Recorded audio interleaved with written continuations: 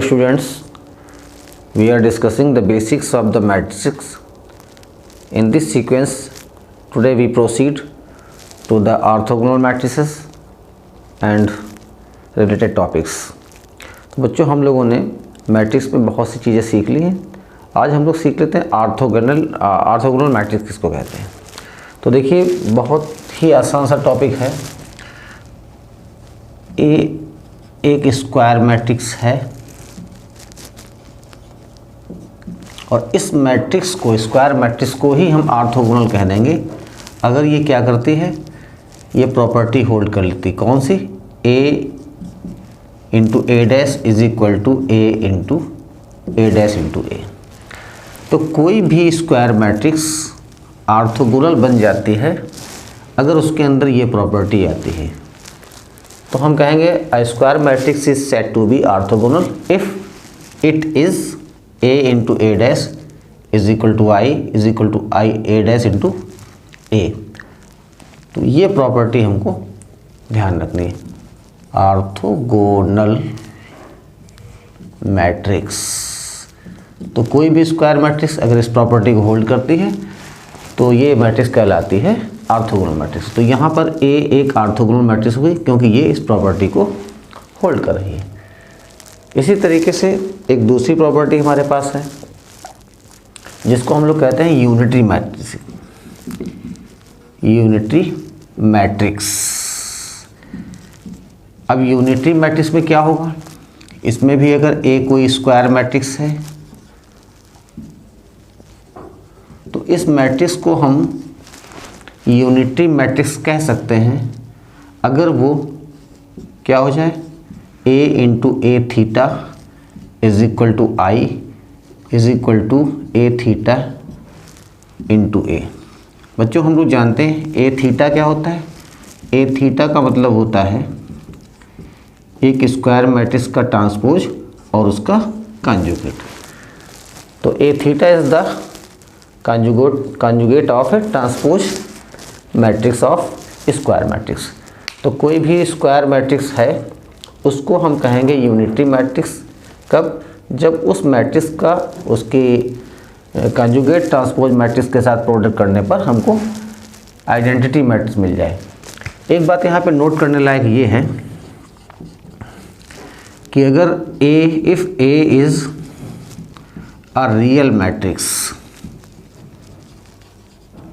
अगर ए एक real matrix हो तो ऐसी मैट्रिक्स में जो है A theta is equal to A dash हो जाता है. और इस कंडीशन में ये दोनों कंडीशन सेटिस्फाई होती हैं. तो हम कह सकते हैं कि अगर कोई रियल मैट्रिक्स है, तो कोई रियल स्क्वायर मैट्रिक्स है तो वो ऑर्थोगोनल होगी तो यूनिटरी भी हो जाएगी और यूनिटरी होगी तो ऑर्थोगोनल भी हो जाएगी. इसका मतलब है दोनों प्रॉपर्टीज़ को होल्ड करेगी. तो एक बार इसको फिर से समझ लीजिए. A square matrix is said to be orthogonal matrix if it satisfies this condition. A square matrix is said to be unitary matrix if it satisfies a into a theta is equal to I is equal to a theta into a. तो ये बात हमको मिली. अब इससे related कुछ property है बहुत basic सी. अगर हमारे पास a इज एन ऑर्थोगोनल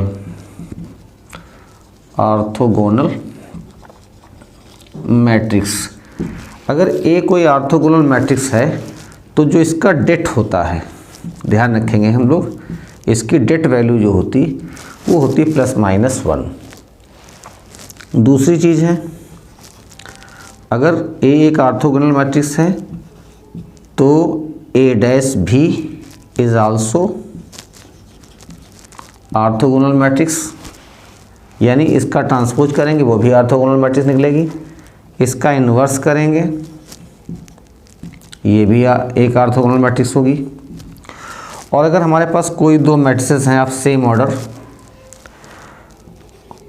तो ए और बी दोनों, अगर हमारे पास बी भी ले लें यहाँ पे, दोनों अगर ऑर्थोगोनल मैट्रिक्स हैं तो इनका जो प्रोडक्ट है ए इंटू बी ये भी एक ऑर्थोगोनल मैट्रिक्स होता है. ये प्रॉपर्टीज़ हमारी ऑर्थोगोनल में काम करती हैं और यही प्रॉपर्टी लगभग हमारी इधर यूनिटरी मेथड में भी काम करती हैं, यूनिटरी मैट्रिक्स में भी। इसमें क्या होता है भाई, जैसे if A and B are unitary matrices,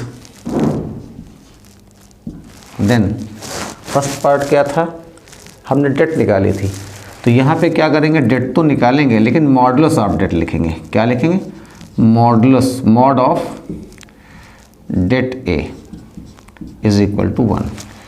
तो कोई भी हमारे पास, क्योंकि यहाँ पे जब यूनिटरी मैट्रिक्स हम निकालते हैं तो ये मैट्रिक्स हमारी जो है कॉम्प्लेक्स नंबर भी हो सकते हैं, तो कॉम्प्लेक्स होंगे तो हम यहाँ पर इसका मॉडुलस करेंगे, जो डेट निकालते हैं डेट का मॉड। तो इसको हम इस तरीके से भी लिख सकते हैं और इस तरीके से भी लिख सकते हैं कि mod of det A, det of A is equal to 1। दूसरी प्रॉपर्टी जो यहाँ पे थी वही प्रॉपर्टी यहाँ पर भी काम करती है। जैसे ए अगर हमारी यूनिटरी मैट्रिक्स है तो ए इनवर्स भी इज आल्सो यूनिटरी मैट्रिक्स। इसी तरीके से A inverse is also unitary matrix, और ए और बी दो अगर यूनिटरी मैट्रिक्स हैं तो उनका प्रोडक्ट ए बी भी एक यूनिटरी मैट्रिक्स होता है। तो ये प्रॉपर्टी हमको ध्यान रखनी है, दोनों की, जो ऑर्थोगोनल की प्रॉपर्टी है और जो यूनिटी की प्रॉपर्टी है वो कमोवेश एक ही जैसी प्रॉपर्टी है, इनको ध्यान रखिए। आइए अगला टॉपिक पढ़ते हैं। If A is a square matrix, अब ए हमारे पास एक स्क्वायर मैट्रिक्स है, तो इस मैट्रिक्स में हम इसको हम कहेंगे एडेम्पोटेंट।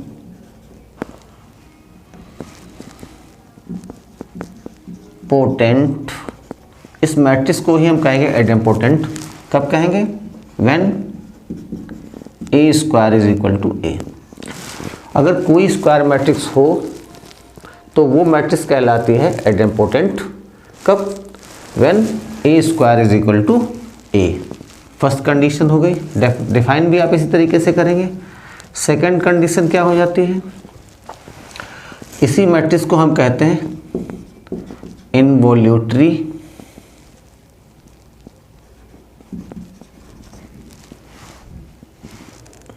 मैट्रिक्स। ये कब कहेंगे, if A square is equal to I. Third one, इसी को हम कहते हैं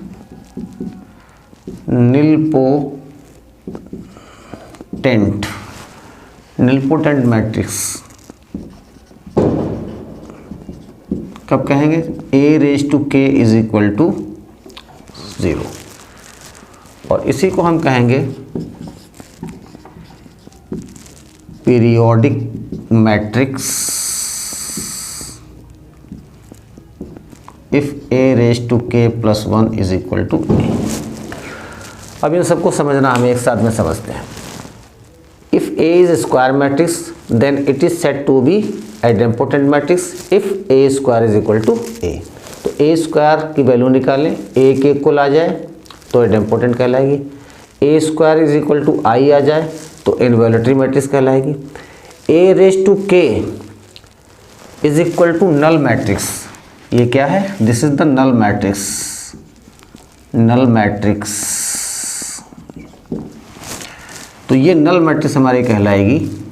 और इसमें जो पावर आएगी ये, इसको हमें ध्यान रखना है, this is the least positive integer. और ये जो लीस्ट पॉजिटिव इंटीजर होगी ये क्या कहलाएगा हमारा, ये कहलाएगा इंडेक्स। इसको क्या कहेंगे, इंडेक्स।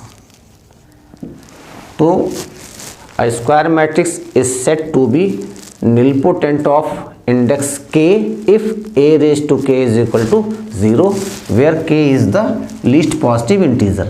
तो कोई भी स्क्वायर मैट्रिक्स जिसकी हम पावर्स करें और वो मिनिमम पावर जिसको करने पे ये नल मैट्रिक्स बन जाए, उस पावर को हम कहते हैं index of the nilpotent matrix. अब इसी तरीके से यहाँ पे देखिए आगे पीरियोडिक में भी वही कमोबेश चीज़ है कि एक मैट्रिक्स हमारे पास है, उसके ऊपर हम कितनी पावर लगा दें कम से कम, जिनको अप्लाई करने पे वो उसके ए के इक्वल आ जाए। तो I square matrix is said to be periodic matrix of order K if A raise to K plus 1 is equal to A. तो ये कुछ डेफिनेशंस थी जो हम लोग सीख रहे थे। तो आप लोग इनको आसान से रोक के और आराम से डिफाइन करेंगे। आइए हम लोग एक आध एग्जाम्पल सॉल्व कर लेते हैं। देखिए बच्चों, एक एग्जाम्पल हमारे पास है यहाँ पर A इज इक्वल टू एक मैट्रिक्स गिवन है और we have to prove that this matrix is nilpotent of index 3। तो हमें ये दिखाना है कि ये जो मैट्रिक्स है ये निलपोटेंट है और इसका इंडेक्स कितना है 3 है। तो इंडेक्स 3 होने का मतलब है कि ए क्यूब निकालें और ए क्यूब की वैल्यू हमारी नल मैट्रिक्स के इक्वल आ जाए। तो देखिए हमारे पास ए दे रखा है तो हम लोग लिख सकते हैं ए स्क्वायर इज इक्वल टू क्या होता है ए इंटू ए। तो हमें इस मैट्रिक्स को ए से ही मल्टीप्लाई करना पड़ेगा। तो हम लोग मल्टीप्लाई कर लेते हैं, सिंपल मल्टीप्लिकेशन करना है, तो सिंपल मल्टीप्लिकेशन करना है, कोई बहुत इसमें टेक्निकल नहीं है। तो जैसे हम लोग दो मैट्रिक्स को मल्टीप्लाई करते हैं उसी तरीके से हमें मल्टीप्लाई कर देना है। अब यहाँ पे मल्टीप्लाई करते हैं, मल्टीप्लाई का रूल आपको मालूम है, हम लोग पिछली वीडियोस में पढ़ चुके हैं। तो मल्टीप्लाई करते हैं तो 1 बन जा 1, ये हो जाएगा 5 बन जा 5, 3 2 जा 6। सेकंड को मल्टीप्लाई करेंगे 5 2 जा 10, 5 2 जा 10, 2 6 जा 12, 2 1 जा 2, 1 5 जा 5 एंड 3 2 जा 6। इसी तरीके से सेकंड कॉलम में मल्टीप्लाई करेंगे, फर्स्ट रो का पहले करेंगे, फिर सेकंड रो का, फिर थर्ड रो का। तो यहाँ आ जाएगा 1 2 जा 2, 1 3 जा 3। सेकंड में जाएगा 5 1 जा 5, 2 2 जा 4 एंड 6 1 जा 6, 2 1 जा 2, 1 2 जा 2 एंड 3 1 जा 3। सेकंड में आएंगे, इसमें थर्ड रो से करेंगे, थर्ड कॉलम से करेंगे इनका। तो 1 से करेंगे तो 3 प्लस 6, 3 3 जा 9, फिर 5 3 जा 15, 2 6 जा 12, 6 3 जा 18, 2 3 जा 6, 1 6 जा 6 एंड 3 3 जा 9। तो यहाँ पे हमारे पास वैल्यू हो जाएगी 6 - 6 0, 3 - 3 0 एंड 9 - 9 0। ये हो जाएगा 15 - 12 3। यहाँ पे हो जाएगा 9 - 6 becomes 3। यहाँ पे हो जाएगा 27 - 18, 27 - 18 हो जाएगा 9। यहाँ पे हमारे पास -7 + 6 -1 यहाँ पर भी आ जाएगा, 6 6 12 -3 यहाँ पे आ जाएगा। तो ये हमारे पास बच्चों आ गया ए स्क्वायर और हमें फाइंड करना है ए क्यूब। तो चलिए एक बार फिर मल्टीप्लाई करते हैं। ए क्यूब इज इक्वल टू क्या हो जाएगा ए स्क्वायर इंटू ए। यहाँ पे ए स्क्वायर लिख लेते हैं, 0 0 0 3 3 9 -1 -3 और यहाँ पे लिख लेते हैं ए 1 1 3 5 2 6 -2 -1 -3। इनको भी मल्टीप्लाई कर लेते हैं। तो देखिए ये 0 हैं, इनको मल्टीप्लाई करेंगे पूरा 0 हो जाएगा। फिर 3 1 जा 3, 3 5 जा 15, 9 2 जा 18, 1 1 जा 1, 1 5 जा 5, 3 2 जा 6। सेकेंड रो को करेंगे 1 1 1 0 0 0 से इनको मल्टीप्लाई करेंगे तो पहला एलिमेंट तो 0 ही आ जाएगा। फिर करते हैं 3 1 जा 3, 3 2 जा 6, 9 1 जा 9, 1 1 जा 1, 1 2 जा 2 और 3 1 जा 3। यहाँ पे आ जाएगा 0, 3 3 जा 9, 3 6 जा 18 एंड 9 3 जा 27, 1 3 जा 3, -1 6 जा -6 एंड 3 3 जा 9। और देखिए बच्चों यहाँ पर ये 0 आ गया, 18 - 18 बिकम्स 0, 6 - 6 बिकम 0, यहाँ पे 0 है, ये भी 9 - 9 0, -3 + 3 0, दिस इज द 0, 27 - 27 0, -9 + 9 बिकम्स 0। और जब सभी 0 आ जाते हैं तो हम लोग इसको लिखते हैं नल मैट्रिक्स। और यहाँ पे चूँकि नल मैट्रिक्स आ गया है, A³ = नल मैट्रिक्स, इसका मतलब है A is a nilpotent of index 3, nilpotent matrix of index 3। तो ये बच्चों हमारा क्वेश्चन यहाँ पर एक प्रूव हो गया। देखिए बच्चों एक क्वेश्चन हमारे पास और है, if A is an orthogonal matrix then prove that det of A is equal to ±1। तो हमारे पास ये मालूम है कि A एक ऑर्थोगोनल मैट्रिक्स है और हमको प्रूव करना है कि इसका जो det वैल्यू है वो या तो +1 होगी या फिर -1 होगी। तो सिंस सॉल्व कर लेते हैं, since A is an orthogonal matrix therefore, अब A ऑर्थोगोनल मैट्रिक्स है तो हम लोग क्या लिख सकते हैं, A × A' is equal to I is equal to A' × A। इस पार्ट को हम लोग ले लेते हैं और इसके क्या कर देते हैं, det कैलकुलेट कर लेते हैं। दोनों साइड में क्या निकालते हैं, डिटरमिनेंट निकाल देते हैं इसका।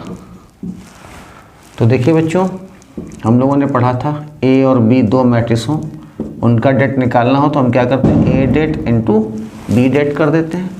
यहाँ पे दो मैट्रिक्स हैं तो A det × A' det दोनों अलग अलग हो जाएंगे। और det of I unit matrix की जो वैल्यू होती है वो होती है 1, इसीलिए इसको यूनिट मैट्रिक्स कहते हैं। तो यहाँ पे लिख देंगे 1। बच्चों देखिए ये A मैट्रिक्स और A' मैट्रिक्स, तो A' क्या होता है, ये ट्रांसपोज होता है और दोनों स्क्वायर मैट्रिक्स हैं। तो ट्रांसपोज में रोज़ को हम क्या बनाते हैं, कॉलम बना देते हैं। और हमने डिटरमिनेंट में एक प्रॉपर्टी पढ़ी है कि interchange of the rows and columns has the same value. If we interchange row into the column और column into the row, there is no change in the value of determinant. तो अगर रोज को हम column बना दें तो उससे determinant की वैल्यू चेंज नहीं होती है, तो ट्रांसपोज करने पर det वैल्यू सेम रहती है। तो हम इसकी जगह पर यहाँ पर लिख सकते हैं det A और det of A' is also det A is equal to 1, this becomes det A² is equal to 1।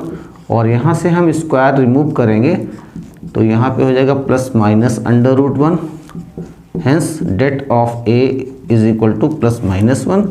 इसका मतलब है कि det A की वैल्यू 1 होगी या फिर det A की वैल्यू -1 होगी। अगर वो मैट्रिक्स हमारी कैसी है, वो ऑर्थोगोनल मैट्रिक्स है, तो det A की वैल्यू आइदर 1 और -1 होती है। तो बच्चों हम लोग इस तरीके से ये कुछ क्वेश्चंस को सॉल्व कर रहे थे और इस तरीके से जो बेसिक का हमारा पार्ट था मैट्रिक्स का, वो आज हमारा पूरा होता है। नेक्स्ट वीडियो में हम लोग मिलेंगे और तब हम लोग डिस्कस करेंगे रैंक ऑफ द मैट्रिक्स। तो मैट्रिक्स का रैंक क्या होता है और उसको कैसे कैसे किन मेथड से हम लोग कैलकुलेट करते हैं, उस चीज़ को हम लोग सीखेंगे जो हमारे सिमल्टेनियस इक्वेशन को सॉल्व करने में हमारी हेल्प करेंगे। तो हम लोग नेक्स्ट वीडियो में मिलते हैं, तब तक देखिए और एंजॉय करिए। Thank you for watching.